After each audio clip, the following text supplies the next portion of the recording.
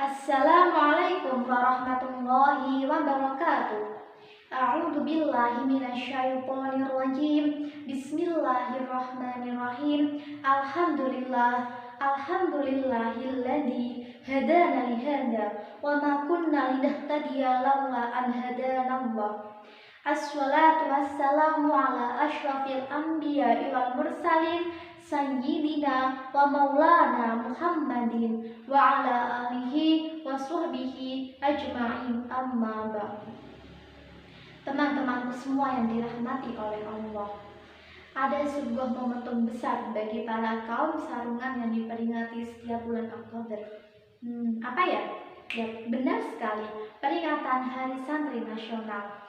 Jatuh setiap tanggal 22 Oktober, Hari Santri Nasional merupakan sebuah peringatan untuk mengenang dan meneladani semangat jihad para kaum santri dalam upayanya untuk merebut dan mempertahankan kemerdekaan Indonesia yang digelorakan oleh para ulama.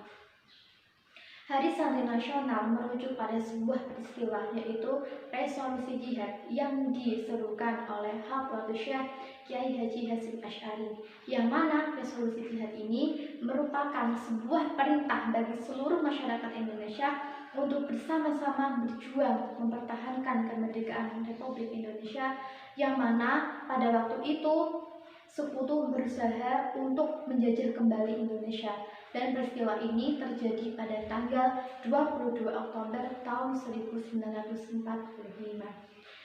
Dan juga Hari Santri ini merupakan sebuah apresiasi dari pemerintah atas semangat juang para kaum santri dan umat Islam umumnya dalam upayanya untuk mempertahankan kemerdekaan Republik Indonesia. Berbicara tentang santri, kita juga akan berbicara tentang pemuda. Teman-temanku sekalian, perlu kita ketahui bahwasanya sejatinya para pemuda lah yang menjadi tulang punggung dalam sebuah perubahan. Para pemuda lah sebagai pundak kebangkitan sebuah peradaban. Sejarah mencatat semangat darah muda lah yang menjadi energi sebuah kebangkitan atau penaklukan suatu wilayah. Allah Subhanahu wa Ta'ala berfirman dalam surat Al-Kahfi ayat 13. Bismillahirrahmanirrahim. Nahnu naqussu 'alaika naba'ahum bil haqq. Innahum fityatun amanu bi rabbihim wa zidnahum huda. Yang artinya, kami kisahkan kepadamu Muhammad cerita ini dengan benar, bahwa sesungguhnya mereka adalah pemuda-pemuda yang beriman kepada Tuhan mereka, dan kami tambah pula untuk mereka petunjuk. Allah Subhanahu wa Ta'ala memberikan contoh dalam Al-Quran tentang pemuda yang menjadi dambaan Al-Quran dalam diri para pemuda Al-Kahfi. Dalam ayat di atas, Allah menggambarkan paling tidak ada dua hal yang dimiliki oleh pemuda Al-Kahfi sehingga mereka diabadikan dalam Al-Quran. Hidup mereka teguh imannya kepada Allah, sehingga Allah menambahkan hidayahnya kepada mereka. Produktivitas pemuda seperti ini melampaui usianya dan kreativitasnya melampaui zamannya. Para pemuda Al-Kahfi selalu menjaga orisinilitas pemikiran mereka. Mereka tidak mau menerima peradaban yang berkembang di tengah masyarakatnya yang keluar dari fitrah kemanusiaan sehingga menjadikan manusia seperti binatang. Na'udzubillah min dzalik. Allah Subhanahu wa Ta'ala selamatkan mereka sehingga gua seperti menjadi benteng bagi akidah agar terjaga keaslian pemikiran tauhid mereka. Untuk menjadi pemuda dambaan peradaban Al-Quran pada hari ini, paling tidak harus memiliki 4 hal. Yang pertama, memiliki pemikiran yang dilandasi keikhlasan karena Allah. Dan yang kedua, mengabadikan hidupnya untuk beribadah kepada Allah. Yang ketiga, tidak pernah berhenti untuk menuntut ilmu. Serta yang keempat, senantiasa mengamalkan ilmunya untuk peradaban di masa yang akan datang. Dan juga kita sebagai pemuda harus selalu berusaha untuk mengaktualisasi diri terhadap perkembangan zaman. Sebab tanpa usaha dan perjuangan, sebuah ide dan gagasan tidak akan pernah muncul dan berkembang.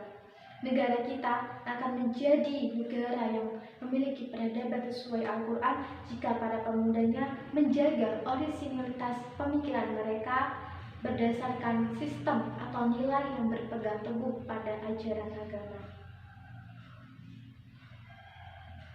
Karena pemuda dalam setiap bangsa adalah tulang punggung yang menjadi unsur penggeraknya, sehingga tidak ada bangsa satupun yang mampu bangkit kecuali di atas pundak para pemudanya. Subhanallah.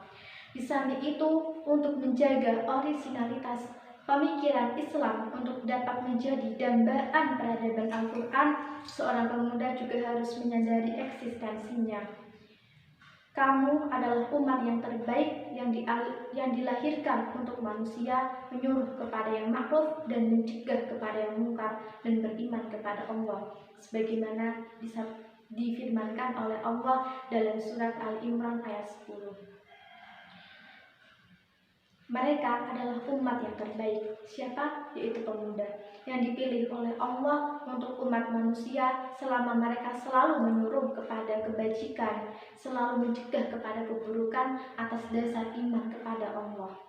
Pemuda dambaan Al-Quran harus mempunyai manhaj atau sistem yang mana muaranya selalu kepada Al-Quran dan juga hadis, tidak pernah melenceng dari aturan agama.